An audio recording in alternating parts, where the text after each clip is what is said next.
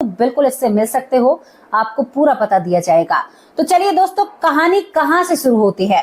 घटना की शुरुआत होती है जिला मुरादाबाद के गोट गांव से। जिला मुरादाबाद के गोट गांव में एक लड़के का जन्म होता है। दोस्तों, ये लड़का जब पैदा होता है तो इसके पैर पर एक निशान होता है। निशान बहुत गहरा होता है। निशान होने के बाद ये लड़का अब बड़ा हो रहा था, लेकिन ये लड़का सामान्य बच्चों से ज्यादा रोता है। आमतौर पर देखा गया है कि जिस भी व्यक्ति का पुनर्जन्म होता है, जिसे याद होता है, वो बचपन से ही घर वालों को इशारे देने लगता है। वो रोने लगता है, बहुत ज्यादा घर वालों को परेशान करता है। और एक जो बच्चा आम जो सोता रहता है, उससे ज्यादा ये बच्चा विलाप करता है। ये पहली पहचान होती है। दूसरी पहचान, पेट से ही उस बच्चे के शरीर पर निशान आएंगे, ये दूसरी पहचान होती है। अब यहाँ पर इस बच्चे का नामकरण किया जाता है। पंडित को भोग लगाया जाता है, यानी पंडित को जमाया जाता है। जब इस बच्चे का नाम धरा जाता है तो इस लड़के का नाम राजेश निकलता है, रैपर इसका नाम निकलता है, तो राजेश कहकर इसको बुलाते हैं। दोस्तों, ये बच्चा बड़ा हो रहा था। इसके पैर के जख्म को भी डॉक्टर को दिखाया जाता है, तो डॉक्टर साहब कहते हैं कि कोई बात नहीं, पेट से आया है, ठीक हो जाएगा। ये बच्चा सोते हुए बहुत ज्यादा डरता है, कभी हंसता है। हालांकि हर बच्चे हंसते भी हैं, रोते भी हैं। कहते हैं कि बीते जन्म की बातें इनको हंसा रही हैं और रुला रही हैं। अब यहाँ पर ये बच्चा और बड़ा होता है। अब ये जैसे ही साल भर बड़ा होता है, यानी 1 साल का होता है, तो राजेश नाम से ये सुनता नहीं है। दरअसल ये राजेश नाम से नहीं सुनता है, तो घर वाले सोचते हैं कि कहीं ये बहरा तो नहीं है जो ये सुनता नहीं है, तो ये बिल्कुल भी राजेश नाम को स्वीकार नहीं करता है। ये थोड़ा सा और बड़ा होता है, डॉक्टर को कान भी दिखाए जाते हैं कि भाई कहीं बच्चा बहरा तो नहीं है, लेकिन डॉक्टर साहब कहते हैं कि कान तो इनके तंदुरुस्त है, बहुत अच्छे हैं, कोई दिक्कत नहीं है। अब इसकी और परवरिश की जाती है। जब ये राजेश नाम का लड़का और बड़ा होता है, यानी 2 साल का हो जाता है, तो अब ये घर वालों से मतलब कुछ शब्द बोलने लगा था, मतलब बहुत जल्दी बोलने की कोशिश करता है। तो ये असलम असलम पूरे घर में असलम का जाप लगाता है। अब घर वाले हंसते हैं कि देखो भाई, हमारे घर में तो किसी मुस्लिम का कोई आना जाना भी नहीं है, किसी मुस्लिम से हमारी कोई उठा बैठी भी नहीं है, और ये बच्चा असलम नाम लेता है। बच्चे अब ये अपनी माँ से कहता है कि माँ मैं असलम हूँ, मतलब कुछ इसी तरह से इशारे करता है। धीरे धीरे और वक्त निकलता है। जब ये 3 साल का होता है तो ये साफ ऐलान कर देता है कि मुझे असलम नाम से ही पुकारा करो, वरना मैं नहीं सुनूंगा। अब दोस्तों, यहाँ पर ये सभी लोग सोच में पड़ जाते हैं कि क्यों भाई, तुझे असलम क्यों बोलाएं। तो ये रोने लगता है, कहता है कि मैं असलम हूँ। और ये अब एक दिन क्या होता है कि असलम अपने आप को कहलवाता है। तो बच्चे की खुशी के लिए कई बार इसको असलम कह दिया करते थे, राजेश नाम को भुला दिया जाता है। धीरे धीरे इसको असलम बुलाने लगते हैं। लेकिन बुआ जिद पड़ जाती है कि भाई तुम ऐसे कैसे दूसरे धर्म के लोगों के नाम को अपने घर में ला सकते हो, इसे कोई असलम नहीं बुलाएगा, इसको राजेश बुलाएंगे। तो यहाँ पर राजेश कहता है कि बुआ को घर से निकालो, बुआ तो मेरा नाम बदलने पर तुली हुई है। 3 साल का बच्चा, इतनी बड़ी बातें, रोता है, सोता नहीं है। कहता है कि बुआ को घर से भगाओ, बुआ घर में नहीं रहेगी, ये मेरा नाम बदल लेगी। यहाँ पर दोस्तों बुआ 2 चांटे असलम के गाल पर लगाती है, यानी राजेश के पर, और कहती है कि तू क्या चाहता है, और उसे चुप करा देती है। लेकिन ये बहुत जोर जोर से रोता है, बच्चा है, ये क्या जाने कौन क्या है, और कहता है कि बुआ को भगाओ। उस रात को इसकी बुआ को दूसरे के घर में सोना पड़ता है। असलम या राजेश इतना जिद बढ़ जाता है। अब ये असलम की रट क्या थी, क्या था ये पूरा मामला। जब ये बच्चा 3.5 साल का हो जाता है, उसके बाद बुआ भी चली जाती है, तो यहाँ पर अब एक दिन क्या होता है कि पूरे परिवार सो रहा था। असलम रात के वक्त अपनी माँ की अटैची उठाता है और उसमें कपड़े पैक करने लगता है। कपड़े पैक करने के बाद अब ये घर से निकल जाता है। घर से जब ये निकलता है तो माँ देख लेती है और इसको पकड़ती है और कहती है कि कहाँ जा रहा है। वो कहता है कि मैं भोजपुर जा रहा हूँ, मैं भोजपुर का रहने वाला हूँ और मैं यहाँ पर नहीं रहूंगा। अब ये सुनकर माँ हैरान हो जाती है। रात को ही लट्टू ऑन हो जाते हैं, लाइट जो होती है, पिता भी जग जाता है। अब असलम और जो राजेश जो 2 नामों से जी रहा था, इसको फिर पीटा जाता है। माँ कहती है कि तू क्या चाहता है, क्यों हमें परेशान करता है, तूने कहा कि मुझे असलम कहो तो हम तुझे असलम कह रहे हैं, अब तू घर क्यों छोड़ रहा है। तो वो कहता है कि मेरी पत्नी रोती हुई मुझे नजर आती है, मेरे 2 बच्चे हैं, वो मेरा इंतजार करते हैं, मैं उनके बिन नहीं रह सकता। अब आप सोचिए कि आपका 3.5 साल का बच्चा आपसे ये कहे कि मेरी पत्नी मेरा इंतजार कर रही है और मेरे बच्चे रो रहे हैं, तो आप क्या कहोगे।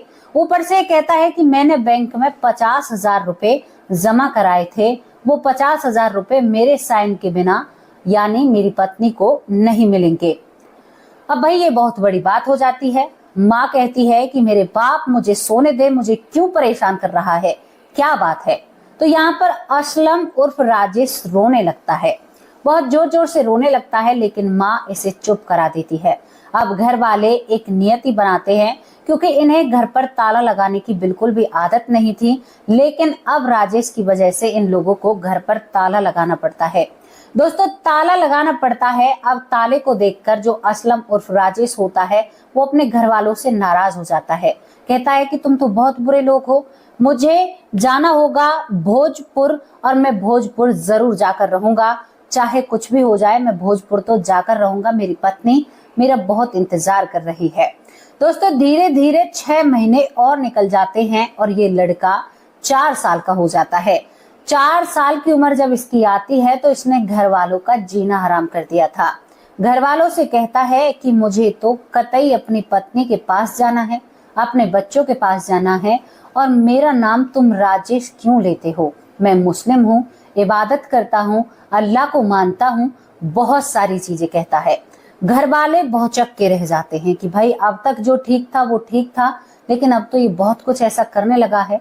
माँ बाप को पता हो जाता है कि बेटा पुनर्जन्म लेकर आया है, लेकिन ये एक मुस्लिम परिवार से आया है। दोस्तों जब ये बच्चा 4 साल का होता है तो इस बच्चे को अब समझाया जाता है, कहा जाता है कि बेटा वो दुनिया तेरी पीछे छूट चुकी है, अब तुम्हें उन बच्चों को, उन पत्नी को छोड़ना होगा, हम तुम्हारे माँ बाप हैं, नए माँ बाप हैं, तुम्हें हमारे साथ रहना होगा। असलम जमीन पर पैर मारने लगता है, कहता है कि कैसे छोड़ दूं, ट्रक ड्राइवर था, अगर मैं नहीं कमाऊंगा तो मेरी बीवी का क्या होगा, मेरी पत्नी का क्या होगा, मेरे 2 बच्चों का क्या होगा, अरे मैं तो ड्राइविंग करता था, मैं तो ट्रक चलाता था, अब उनका पेट कैसे भर रहा होगा। तो ये कहते हैं कि राजेश तुम असलम हो, कोई भी हो, लेकिन अब तक उनका पेट कहाँ से भर रहा था। तो वो कहता है कि बचपन से ही सपने में पत्नी मुझे बुलाती हुई नजर आती है, बेटा मुझे याद आते हैं, बेटी याद आती है, नहीं रह सकता, आप भले ही मेरी माँ हैं, मैं समझता हूँ शायद भगवान या अल्लाह कुछ भी हो, लेकिन मैं नहीं रह सकता, मुझे अभी एक मस्जिद में जाना है, वहां पर मुझे इबादत करनी है, बीवी बच्चों को देखना है, मैं यहाँ पर नहीं रह सकता। अम्मी, वो अपनी माँ से भी अम्मी कहा करता था। दोस्तों घर वालों के लिए ये मसला बहुत ज्यादा सिर दर्द बन चुका था कि क्या करें। अब यहाँ पर आसपास इसके भाई बहन सभी बैठ जाते हैं। दरअसल असलम के पिछले जन्म में तो 4 भाई होते हैं, लेकिन राजेश के इस जन्म में एक ही भाई और एक बहन होती है जो शादी होकर घर जा चुकी थी, और भाई इसका बड़ा होता है, ये सबसे छोटा होता है। भाई, पिता और माँ सभी एक साथ बैठ जाते हैं और कहते हैं कि बता तेरी क्या बातें हैं, अंदर क्या भरा हुआ है, तू क्या चाहता है। ये बैठ जाता है, इसकी आंखों में आंसू होते हैं और कहता है कि अगर मैं उस दिन ट्रक पर नहीं जाता तो शायद आज मैं जीवित होता। वो कहता है कि भाई तुमने ट्रक कब चला लिया, तू तो हमारे साथ रहता है, इसका जो बड़ा भाई होता है। तो 4 साल का बच्चा फूट फूट कर रोने लगता है और अपने जीवन की सच्चाई सभी के सामने रखता है। कहता है कि मैं भोजपुर का रहने वाला हूँ, हम 4 भाई हैं, मेरा नाम असलम है और मेरी पत्नी है, 2 मेरे बच्चे हैं, मेरी अम्मी है, मेरा अब्बू है और मेरे भाई हैं, और हम बहुत अच्छे से रह रहे थे। हम चारों भाई ड्राइविंग करते हैं, चारों की शादी हुई पड़ी है, मतलब सभी घर गृहस्थी वाले थे। कहता है असलम हम सभी अलग अलग रहते हैं, लेकिन मेरा बड़ा भाई कहता है कि असलम आज मुझे कहीं काम से जाना है, क्योंकि मैं अपना अलग काम किया करता था, मेरा भाई अलग काम करता है। तो वो कहता है कि क्या आज तू मेरी जगह पर ट्रक पर ड्राइविंग कर सकता है, क्योंकि मालिक मुझे छुट्टी नहीं देगा। असलम कहता है कि मैंने बहुत जल्दी हामी भर ली, क्योंकि मुझे तो ड्राइविंग करनी बहुत अच्छे से आती है। तो मैं यहाँ पर भोजपुर से काशीपुर जा रहा था, तो रास्ते में एक मोड़ पड़ता है, डिलारी चौराहे पर मैं अपना बैलेंस खो देता हूँ और मेरा जो ट्रक होता है जिस पर मैं ड्राइविंग कर रहा था वो एक शीशम के पेड़ में जाकर टकरा जाता है। ऐन मौके पर मैं इस दुनिया से चला जाता हूँ, लेकिन जैसे ही मेरा ट्रक टकराता है तो मैं अपने आप को पीछे खड़ा महसूस करता हूँ और ट्रक को आगे देखता हूँ, यानी कि उस पेड़ में लगा हुआ। मैं भागकर ट्रक के पास जाता हूँ कि मैं इससे नीचे कैसे उतरा, लेकिन जब मैं ट्रक में देखता हूँ तो मेरे जैसा आदमी ड्राइविंग सीट पर पड़ा हुआ था और उसे कोई होश नहीं होता है। एक पल के लिए मैं बहुत ज्यादा विचलित और परेशान हो जाता हूँ और उसके बाद वहां पर लोग आते हैं, मेरे परिवार वाले आते हैं। मैं अपने शरीर के साथ ही बैठा रहता हूँ। जब मेरे भाई आते हैं तो मैं भागकर भाई के गले लगना चाहता था कि भाई मैं जीवित हूँ, ये पता नहीं मेरे साथ क्या हो रहा है, लेकिन मैं अपने भाई से पार निकल जाता हूँ।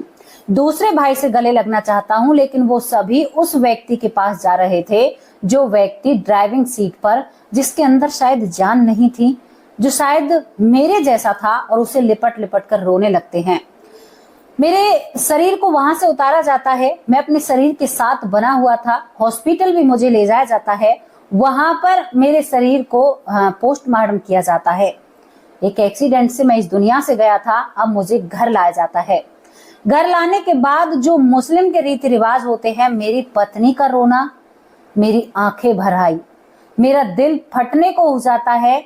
मैं कई बार अपनी पत्नी के आंसू पोंछने की कोशिश करता हूँ, लेकिन नाकाम हो जाता हूँ।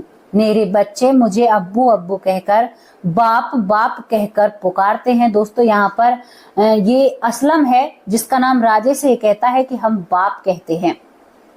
ये बाप कहाँ जा रहा है? तो मेरे बच्चे मुझे बाप बाप कहकर रोते हैं, बिलखते हैं। मेरी माँ भी रोती है।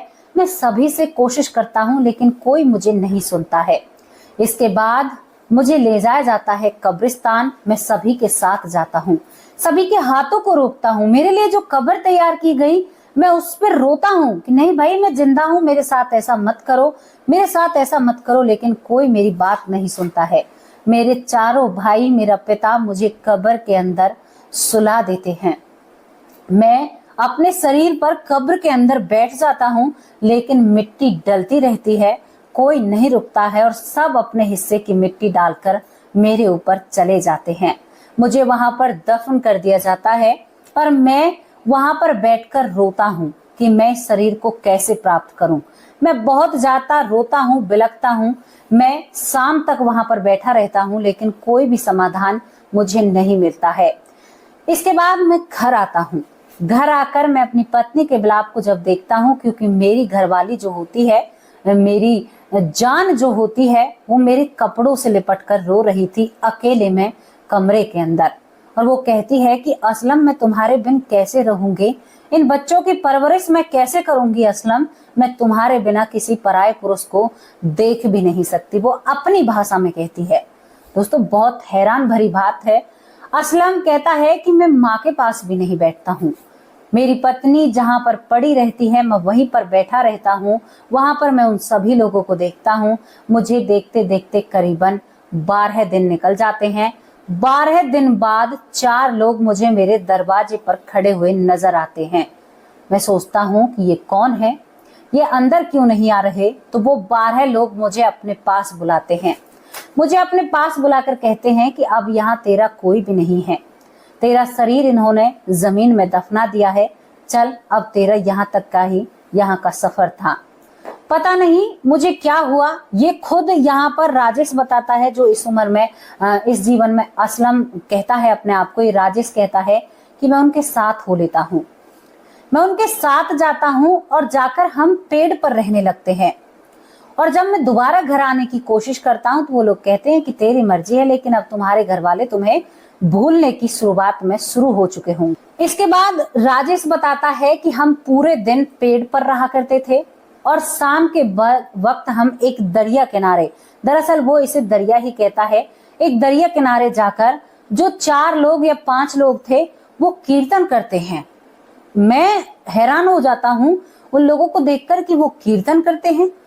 वो वहां पर भजन करते हैं और कहते हैं कि भगवान हमें मुक्ति दिलाओ, भगवान इस जीवन से हमें मुक्ति दिलाओ। ऐसे लोगों के मैं साथ था। असलम यहाँ पर खाने का भी जिक्र करता है। कहता है कि दिन के वक्त हम खाया करते थे और हम पेड़ पर सोया करते थे।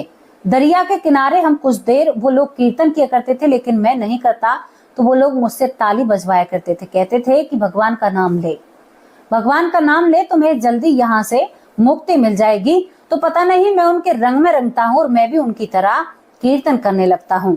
इसके बाद असलम उर्फ राजेश बताता है कि उसके बाद हम दिन के वक्त जो ठेली वाले हुआ करते थे वहां से हम खाना भी खाया करते थे, यानी आम लोगों के बीच में घुसकर हम ये सब कुछ भी किया करते थे। खाना खाने के बाद हम पेड़ पर, पीपल जैसे पेड़ पर हम पूरे दिन लटके रहा करते थे और हमें लटकने का एहसास नहीं होता। आज जीते जी अगर मैं 2 मिनट भी पेड़ को पकड़ूं तो मेरे हाथ दर्द करने लग जाएंगे, लेकिन हम उस पेड़ पर लटके रहा करते और शाम के वक्त हम कीर्तन किया करते। अब मुझे करीबन यह सब कुछ करते हुए 45 दिन हो जाते हैं। 45 दिन के बाद मैं अपने आप को एक हॉस्पिटल के सामने पाता हूँ। दोस्तों आपको हॉस्पिटल का नाम बताऊंगी। यहाँ पर जिला मुरादाबाद गोट गांव का एक हॉस्पिटल पड़ता है, जिस हॉस्पिटल का नाम ताजपुर हॉस्पिटल होता है।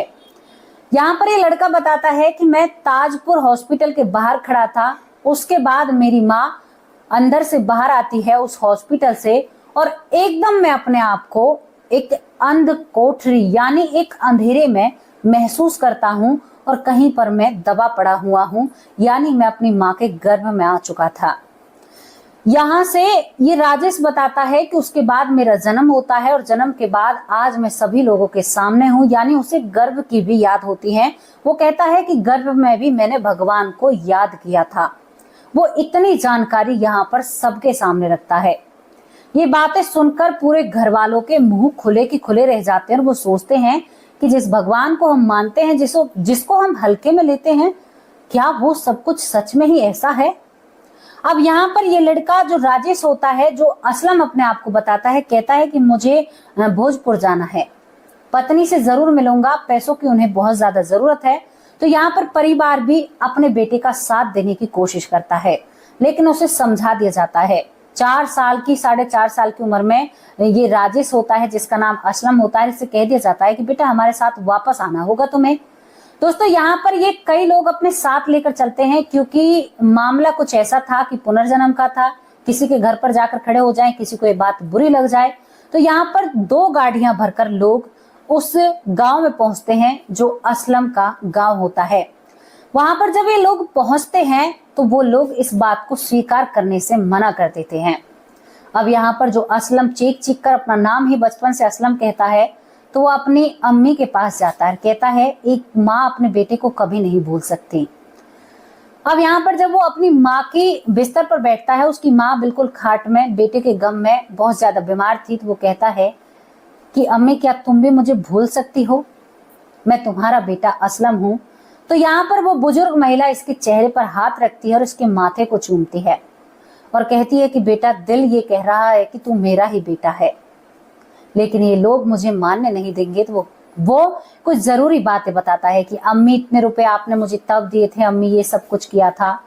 तो माँ कहती है कि कोई माने या ना माने, मैं किसी धर्म के बीच में पढ़कर जो मेरा बेटा लौट कर आया है, इसे दरवाजे से वापस नहीं भेज सकते। ये मेरा असलम है। चारों भाइयों को सबूत देता है, कहता है कि उस दिन तुमने ही मुझे ट्रक पर भेजा था ना। तो पूरा गांव संग रह जाता है कि इस बच्चे को कैसे पता, दरअसल ये तो जिला मुरादाबाद का रहने वाला है, इसको कैसे पता। दोस्तों यहाँ पर जब इस सभी को साबित कर देता है, अब साबित करना था पत्नी को। पत्नी से जाकर कहता है कि कैसी है मेरी जान, तो ठीक तो है ना, मेरे बच्चे कैसे हैं। जब तू मेरे कपड़ों से लिपट कर रोया करती थी ना, तो मेरा सीना जलता था। पत्नी एकदम से कह देती है कि सच में ही तुम वापस आ गए हो। वो कहता है कि हाँ मैं वापस आ गया हूँ। और जिस नजरों से अपनी पत्नी की तरफ देख रहा था, तो बड़े भी शर्मा जाएं। ये बड़ों के सामने शर्म करता है और कहता है कि अंदर बातें करेंगे। 4.5 साल का असलम अपनी पत्नी से अंदर जाकर कहता है कि सब ठीक ठाक है ना, तुझे कोई परेशान तो नहीं करता है। तो पत्नी कहती है कि मेरे पास तुम्हारी अम्मी रहती है और तुम्हारी यादों के सहारे इतना वक्त गुजारा है। 5 साल हो गए तुम्हें, करीबन 5 साल से कम वक्त हुआ है। तो असलम कहता है कि मैं आ तो गया हूँ। तो यहाँ पर वो पत्नी मायूस और उदास बैठी रह जाती है कि आप आ तो गए हैं, लेकिन मैं क्या बताऊं, आप जिस रूप में आए हैं मैं आपको कैसे स्वीकारूं। मैं एक 5 साल के बच्चे से क्या उम्मीद कर सकती हूँ। मुझे ये जिंदगी इसी तरह से गुजारनी है, लेकिन मैं यहाँ पर खुश हूं कि एक माँ को अपना बेटा मिल गया। और एक बच्चों को, वो बच्चे आपको पिता स्वीकार नहीं कर सकते। वो साफ शब्दों में कह देती है, लेकिन सभी लोग मान लेते हैं। दोस्तों, इसके बाद ये कहता है कि क्या 50,000 रुपए जो बैंक में पड़े हुए हैं वो तुम लोगों को मिल गए? तो वो कहती है कि चप्पलें घिस चुकी हैं, लेकिन वो पैसे नहीं दे रहे। कह रहे हैं कि तुम्हारे साइन करके ले आओ। अब मरे हुए इंसान के मैं कैसे साइन करके ले जाऊं? दोस्तों, इसके बाद ये 5वीं साल में जो बच्चा चल रहा था, या 4 साल का जो बच्चा होता है, बैंक जाता है। मैनेजर से कहता है कि पैसे क्यों नहीं दे रहा? वो कहता है भाई तू कौन है? वो कहता है कि मैं असलम हूं और तुझे भली भूत जानता हूं। तेरा अभी बदला यहाँ से हुआ नहीं है, तबादला। तो जब बैंक मैनेजर देखता है तो एक तरफ से वो भी भावुक हो जाता है, क्योंकि असलम की जो पत्नी थी शायद वो संघर्ष कर रही थी। परिवार साथ था, लेकिन पैसे बहुत जरूरी होते हैं, आप लोगों को भी पता है। इसके बाद असलम कहता है कि क्यों ऐसा कर रहे हो? एक बैंक मैनेजर अपनी ईमानदारी के साथ कहता है कि अगर तुम सच में ही असलम हो तो अपने साइन करके हमें दो, हम तुम्हारे पैसे देने के लिए तैयार हैं। क्योंकि बैंक मैनेजर समझ रहा था कि इससे साइन नहीं होंगे, और उन्हें पता था कि वो साइन उर्दू में हुए पड़े हैं।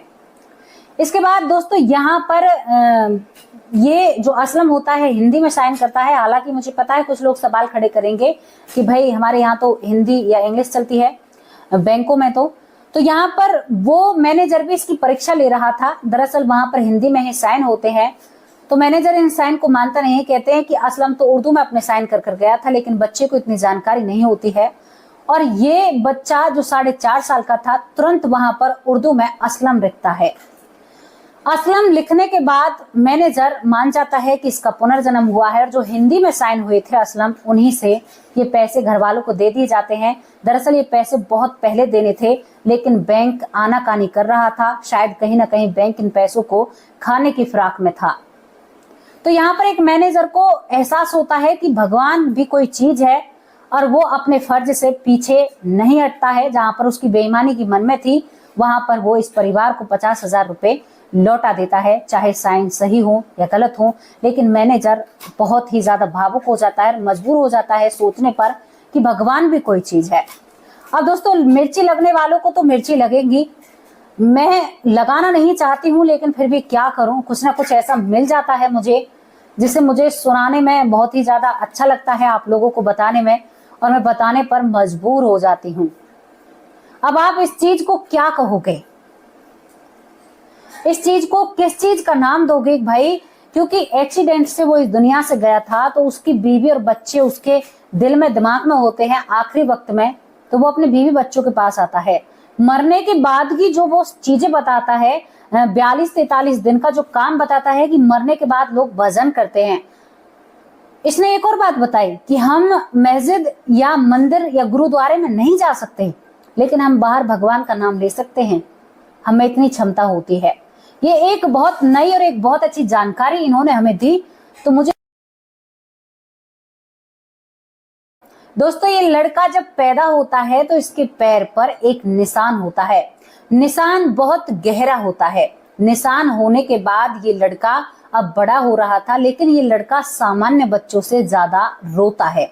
आमतौर पर देखा गया है कि जिस भी व्यक्ति का पुनर्जन्म होता है, जिसे याद होता है, वो बचपन से ही घर वालों को इशारे देने लगता है। वो रोने लगता है, बहुत ज्यादा घर वालों को परेशान करता है। और एक जो बच्चा आम जो सोता रहता है, उससे ज्यादा ये बच्चा विलाप करता है। ये पहली पहचान होती है। दूसरी पहचान, पेट से ही उस बच्चे के शरीर पर निशान आएंगे, ये दूसरी पहचान होती है। अब यहाँ पर इस बच्चे का नामकरण किया जाता है। पंडित को भोग लगाया जाता है, यानी पंडित को जमाया जाता है। जब इस बच्चे का नाम धरा जाता है तो इस लड़के का नाम राजेश निकलता है, रैपर इसका नाम निकलता है। तो राजेश कहकर इसको बुलाते हैं। दोस्तों, ये बच्चा बड़ा हो रहा था। इसके पैर के जख्म को भी डॉक्टर को दिखाया जाता है। तो डॉक्टर साहब कहते हैं कि कोई बात नहीं, पेट से आया है, ठीक हो जाएगा। ये बच्चा सोते हुए बहुत ज्यादा डरता है, कभी हंसता है। हालांकि हर बच्चे हंसते भी हैं, रोते भी हैं। कहते हैं कि बीते जन्म की बातें इनको हंसा रही हैं और रुला रही हैं। अब यहाँ पर ये बच्चा और बड़ा होता है। अब ये जैसे ही साल भर बड़ा होता है, यानी 1 साल का होता है, तो राजेश नाम से ये सुनता नहीं है। दरअसल ये राजेश नाम से नहीं सुनता है, तो घर वाले सोचते हैं कि कहीं ये बहरा तो नहीं है। जो ये सुनता नहीं है, तो ये बिल्कुल भी राजेश नाम को स्वीकार नहीं करता है। ये थोड़ा सा और बड़ा होता है, डॉक्टर को कान भी दिखाए जाते हैं कि भाई कहीं बच्चा बहरा तो नहीं है, लेकिन डॉक्टर साहब कहते हैं कि कान तो इनके तंदुरुस्त है, बहुत अच्छे हैं, कोई दिक्कत नहीं है। अब इसकी और परवरिश की जाती है। जब ये राजेश नाम का लड़का और बड़ा होता है, यानी 2 साल का हो जाता है, तो अब ये घर वालों से मतलब कुछ शब्द बोलने लगा था, मतलब बहुत जल्दी बोलने की कोशिश करता है। तो ये असलम असलम पूरे घर में असलम का जाप लगाता है। अब घर वाले हंसते हैं कि देखो भाई, हमारे घर में तो किसी मुस्लिम का कोई आना जाना भी नहीं है, किसी मुस्लिम से हमारी कोई उठा बैठी भी नहीं है, और ये बच्चा असलम नाम लेता है।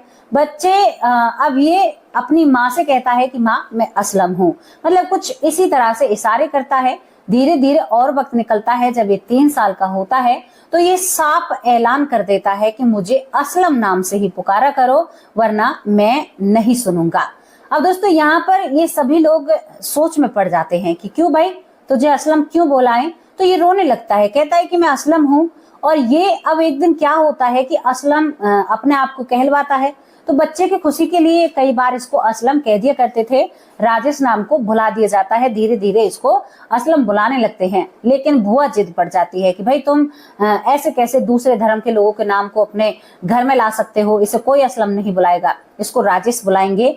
तो यहाँ पर राजेश कहता है कि बुआ को घर से निकालो, बुआ तो मेरा नाम बदलने पर तुली हुई है। 3 साल का बच्चा, इतनी बड़ी बातें, रोता है, सोता नहीं है, कहता है कि बुआ को घर से भगाओ, बुआ घर में नहीं रहेगी, ये मेरा नाम बदल लेगी।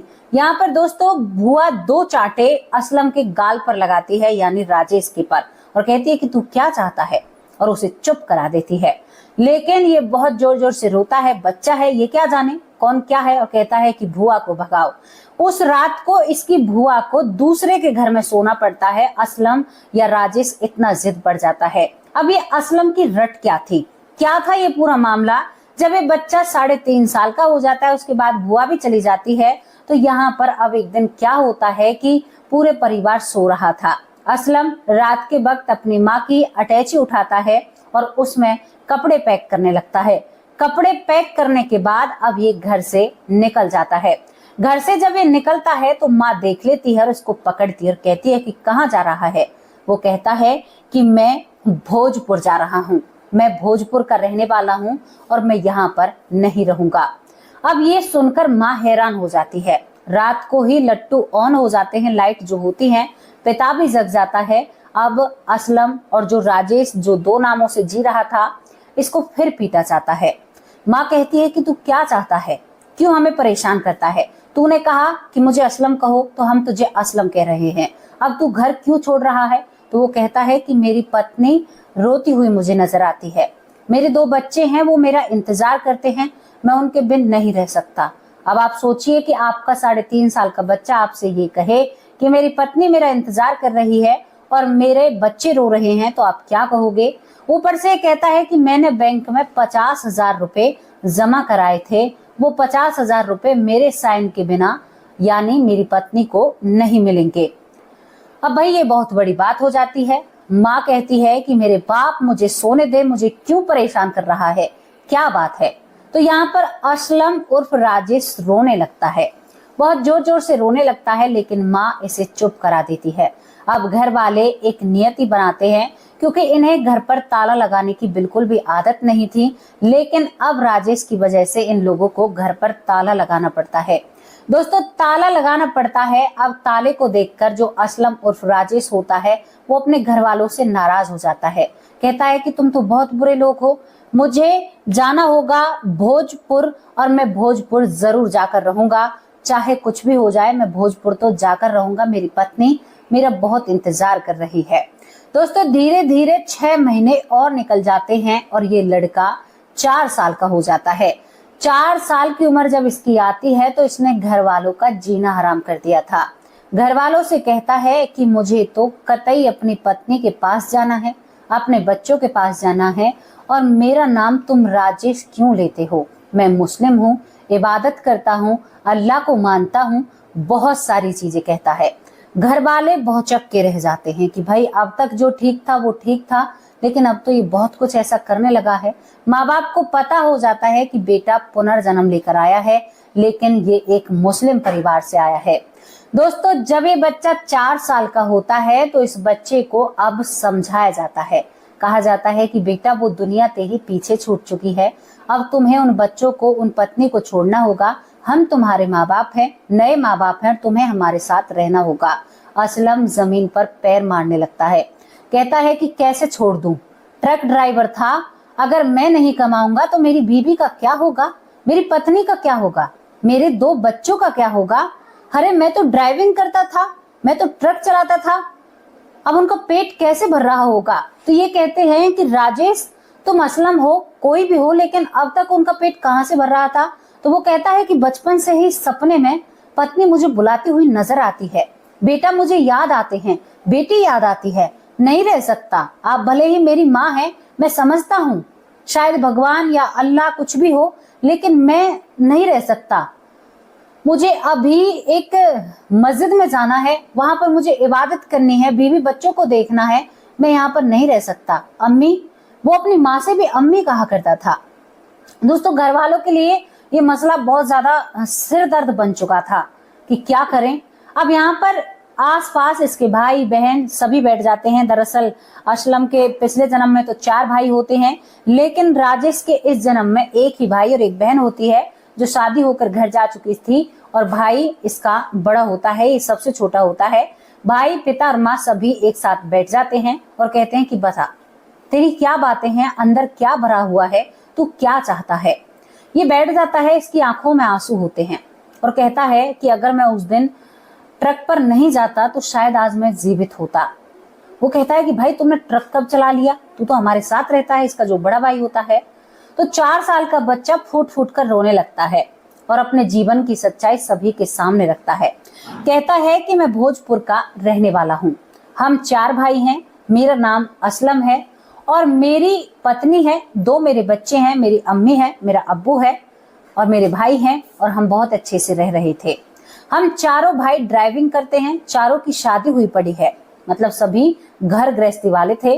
कहता है असलम, हम सभी अलग अलग रहते हैं, लेकिन मेरा बड़ा भाई कहता है कि असलम, आज मुझे कहीं काम से जाना है, क्योंकि मैं अपना अलग काम किया करता था, मेरा भाई अलग काम करता है। तो वो कहता है कि क्या आज तू मेरी जगह पर ट्रक पर ड्राइविंग कर सकता है, क्योंकि मालिक मुझे छुट्टी नहीं देगा।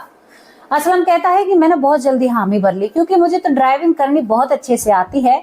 तो मैं यहाँ पर भोजपुर से काशीपुर जा रहा था, तो रास्ते में एक मोड़ पड़ता है, डिलारी चौराहे पर मैं अपना बैलेंस खो देता हूँ और मेरा जो ट्रक होता है जिस पर मैं ड्राइविंग कर रहा था वो एक शीशम के पेड़ में जाकर टकरा जाता है।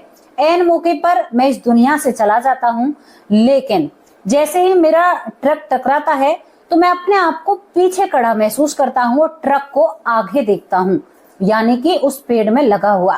मैं भागकर ट्रक के पास जाता हूँ कि मैं इससे नीचे कैसे उतरा, लेकिन जब मैं ट्रक में देखता हूँ तो मेरे जैसा आदमी ड्राइविंग सीट पर पड़ा हुआ था और उसे कोई होश नहीं होता है। एक पल के लिए मैं बहुत ज्यादा विचलित और परेशान हो जाता हूँ और उसके बाद वहां पर लोग आते हैं, मेरे परिवार वाले आते हैं, मैं अपने शरीर के साथ ही बैठा रहता हूँ। जब मेरे भाई आते हैं तो मैं भागकर भाई के गले लगना चाहता था कि भाई मैं जीवित हूँ, ये पता नहीं मेरे साथ क्या हो रहा है, लेकिन मैं अपने भाई से पार निकल जाता हूँ। दूसरे भाई से गले लगना चाहता हूँ, लेकिन वो सभी उस व्यक्ति के पास जा रहे थे, जो व्यक्ति ड्राइविंग सीट पर, जिसके अंदर शायद जान नहीं थी, जो शायद मेरे जैसा था, और उसे लिपट लिपट कर रोने लगते हैं। मेरे शरीर को वहां से उतारा जाता है, मैं अपने शरीर के साथ बना हुआ था, हॉस्पिटल भी मुझे ले जाया जाता है, वहां पर मेरे शरीर को पोस्टमार्टम किया जाता है। एक एक्सीडेंट से मैं इस दुनिया से गया था, अब मुझे घर लाया जाता है। घर लाने के बाद जो मुस्लिम के रीति रिवाज होते हैं, मेरी पत्नी का रोना मेरी आंखें भर आई, मेरा दिल फटने को हो जाता है। मैं कई बार अपनी पत्नी के आंसू पोंछने की कोशिश करता हूँ, लेकिन नाकाम हो जाता हूँ। मेरे बच्चे मुझे अब्बू अब्बू कहकर, बाप बाप कहकर पुकारते हैं। दोस्तों, यहाँ पर ये असलम है जिसका नाम राजेश है, कहता है कि हम बाप कहते हैं, ये बाप कहाँ जा रहा है। तो मेरे बच्चे मुझे बाप बाप कहकर रोते हैं, बिलखते हैं, मेरी माँ भी रोती है। मैं सभी से कोशिश करता हूँ, लेकिन कोई मुझे नहीं सुनता है। इसके बाद मुझे ले जाया जाता है कब्रिस्तान, मैं सभी के साथ जाता हूँ, सभी के हाथों को रोकता हूँ। मेरे लिए जो कब्र तैयार की गई, मैं उस पर रोता हूँ कि नहीं भाई, मैं जिंदा हूँ, मेरे साथ ऐसा मत करो, मेरे साथ ऐसा मत करो। लेकिन कोई मेरी बात नहीं सुनता है। मेरे चारों भाई, मेरा पिता मुझे कब्र के अंदर सुला देते हैं। मैं अपने शरीर पर कब्र के अंदर बैठ जाता हूँ, लेकिन मिट्टी डलती रहती है, कोई नहीं रुकता है और सब अपने हिस्से की मिट्टी डालकर मेरे ऊपर चले जाते हैं। मुझे वहां पर दफन कर दिया जाता है और मैं वहां पर बैठकर रोता हूँ कि मैं शरीर को कैसे प्राप्त करूं। मैं बहुत ज्यादा रोता हूँ, बिलखता हूँ। मैं शाम तक वहां पर बैठा रहता हूँ, लेकिन कोई भी समाधान मुझे नहीं मिलता है। इसके बाद मैं घर आता हूँ। घर आकर मैं अपनी पत्नी के विलाप को जब देखता हूँ, क्योंकि मेरी घरवाली जो होती है, मेरी जान जो होती है, वो मेरे कपड़ों से लिपट कर रो रही थी अकेले में कमरे के अंदर। और वो कहती है कि असलम, मैं तुम्हारे बिन कैसे रहूंगी, इन बच्चों की परवरिश मैं कैसे करूंगी असलम, मैं तुम्हारे बिना किसी पराये पुरुष को देख भी नहीं सकती। वो अपनी भाषा में कहती है। दोस्तों, बहुत हैरान भरी बात है। असलम कहता है कि मैं माँ के पास भी नहीं बैठता हूँ। मेरी पत्नी जहां पर पड़ी रहती है, मैं वहीं पर बैठा रहता हूँ। वहां पर मैं उन सभी लोगों को देखता हूँ। मुझे देखते देखते करीबन 12 दिन निकल जाते हैं। 12 दिन बाद 4 लोग मुझे मेरे दरवाजे पर खड़े हुए नजर आते हैं। मैं सोचता हूँ कि ये कौन है, ये अंदर क्यों नहीं आ रहे। तो वो 12 लोग मुझे अपने पास बुलाते हैं। मुझे अपने पास बुलाकर कहते हैं कि अब यहाँ तेरा कोई भी नहीं है, तेरा शरीर इन्होंने जमीन में दफना दिया है, चल अब तेरा यहाँ तक का ही यहाँ का सफर था। पता नहीं मुझे क्या हुआ, ये खुद यहाँ पर राजेश बताता है, जो इस उम्र में इस जीवन में असलम कहता है अपने आप को। ये राजेश कहता है कि मैं उनके साथ हो लेता हूँ, मैं उनके साथ जाता हूँ और जाकर हम पेड़ पर रहने लगते हैं। और जब मैं दोबारा घर आने की कोशिश करता हूँ तो वो लोग कहते हैं कि तेरी मर्जी है, लेकिन अब तुम्हारे घर वाले तुम्हें भूलने की शुरुआत में शुरू हो चुके होंगे। इसके बाद राजेश बताता है कि हम पूरे दिन पेड़ पर रहा करते थे और शाम के वक्त हम एक दरिया किनारे, दरअसल वो इसे दरिया ही कहता है, एक दरिया किनारे जाकर जो 4 लोग या 5 लोग थे वो कीर्तन करते हैं। मैं हैरान हो जाता हूँ उन लोगों को देखकर कि वो कीर्तन करते हैं। वो वहां पर भजन करते हैं और कहते हैं कि भगवान हमें मुक्ति दिलाओ, भगवान इस जीवन से हमें मुक्ति दिलाओ। ऐसे लोगों के मैं साथ था। असलम यहाँ पर खाने का भी जिक्र करता है। कहता है कि दिन के वक्त हम खाया करते थे और हम पेड़ पर सोया करते थे। दरिया के किनारे हम कुछ देर, वो लोग कीर्तन किया करते थे, लेकिन मैं नहीं करता तो वो लोग मुझसे ताली बजवाया करते थे। कहते थे कि भगवान का नाम ले, भगवान का नाम ले, तुम्हें जल्दी यहाँ से मुक्ति मिल जाएगी। तो पता नहीं मैं उनके रंग में रंगता हूँ और मैं भी उनकी तरह कीर्तन करने लगता हूँ। इसके बाद असलम उर्फ राजेश बताता है कि उसके बाद हम दिन के वक्त जो ठेली वाले हुआ करते थे वहां से हम खाना भी खाया करते थे, यानी आम लोगों के बीच में घुसकर हम ये सब कुछ भी किया करते थे। खाना खाने के बाद हम पेड़ पर, पीपल जैसे पेड़ पर हम पूरे दिन लटके रहा करते थे और हमें लटकने का एहसास नहीं होता। आज जीते जी अगर मैं 2 मिनट भी पेड़ को पकड़ूं तो मेरे हाथ दर्द करने लग जाएंगे, लेकिन हम उस पेड़ पर लटके रहा करते और शाम के वक्त हम कीर्तन किया करते। अब मुझे करीबन यह सब कुछ करते हुए 45 दिन हो जाते हैं। 45 दिन के बाद मैं अपने आप को एक हॉस्पिटल के सामने पाता हूँ। दोस्तों, आपको हॉस्पिटल का नाम बताऊंगी। यहाँ पर जिला मुरादाबाद गोट गांव का एक हॉस्पिटल पड़ता है, जिस हॉस्पिटल का नाम ताजपुर हॉस्पिटल होता है। यहाँ पर ये लड़का बताता है कि मैं ताजपुर हॉस्पिटल के बाहर खड़ा था। उसके बाद मेरी माँ अंदर से बाहर आती है उस हॉस्पिटल से और एकदम मैं अपने आप को एक अंध कोठरी यानी एक अंधेरे में महसूस करता हूँ और कहीं पर मैं दबा पड़ा हुआ हूँ, यानी मैं अपनी माँ के गर्भ में आ चुका था। यहाँ से ये राजेश बताता है कि उसके बाद मेरा जन्म होता है और जन्म के बाद आज मैं सभी लोगों के सामने हूँ, यानी उसे गर्भ की भी याद होती है। वो कहता है कि गर्भ में भी मैंने भगवान को याद किया था। वो इतनी जानकारी यहाँ पर सबके सामने रखता है। ये बातें सुनकर पूरे घर वालों के मुंह खुले की खुले रह जाते हैं और वो सोचते हैं कि जिस भगवान को हम मानते हैं, जिसको हम हल्के में लेते हैं, क्या वो सब कुछ सच में ही ऐसा है। अब यहाँ पर ये लड़का जो राजेश होता है, जो असलम अपने आप को बताता है, कहता है कि मुझे भोजपुर जाना है, पत्नी से जरूर मिलूंगा, पैसों की उन्हें बहुत ज्यादा जरूरत है। तो यहाँ पर परिवार भी अपने बेटे का साथ देने की कोशिश करता है, लेकिन उसे समझा दिया जाता है। 4.5 साल की उम्र में ये राजेश होता है, जिसका नाम असलम होता है, इससे कह दिया जाता है कि बेटा हमारे साथ वापस आना होगा तुम्हें। दोस्तों यहाँ पर ये कई लोग अपने साथ लेकर चलते हैं, क्योंकि मामला कुछ ऐसा था कि पुनर्जन्म का था, किसी के घर पर जाकर खड़े हो जाएं, किसी को ये बात बुरी लग जाए।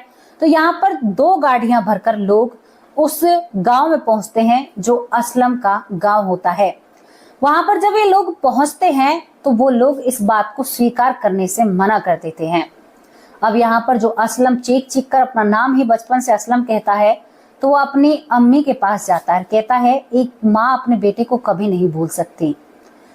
अब यहाँ पर जब वो अपनी माँ की बिस्तर पर बैठता है, उसकी माँ बिल्कुल खाट में बेटे के गम में बहुत ज्यादा बीमार थी, तो वो कहता है कि अम्मी क्या तुम भी मुझे भूल सकती हो, मैं तुम्हारा बेटा असलम हूँ। तो यहाँ पर वो बुजुर्ग महिला इसके चेहरे पर हाथ रखती है और इसके माथे को चूमती है और कहती है कि बेटा दिल ये कह रहा है कि तू मेरा ही बेटा है, लेकिन ये लोग मुझे मानने नहीं देंगे। तो वो कुछ जरूरी बातें बताता है कि अम्मी इतने रुपए आपने मुझे तब दिए थे, अम्मी ये सब कुछ किया था। तो माँ कहती है कि कोई माने या ना माने, मैं किसी धर्म के बीच में पढ़कर जो मेरा बेटा लौट कर आया है, इसे दरवाजे से वापस नहीं भेज सकते, ये मेरा असलम है। चारों भाइयों को सबूत देता है, कहता है कि उस दिन तुमने ही मुझे ट्रक पर भेजा था ना। तो पूरा गांव संग रह जाता है कि इस बच्चे को कैसे पता, दरअसल ये तो जिला मुरादाबाद का रहने वाला है, इसको कैसे पता।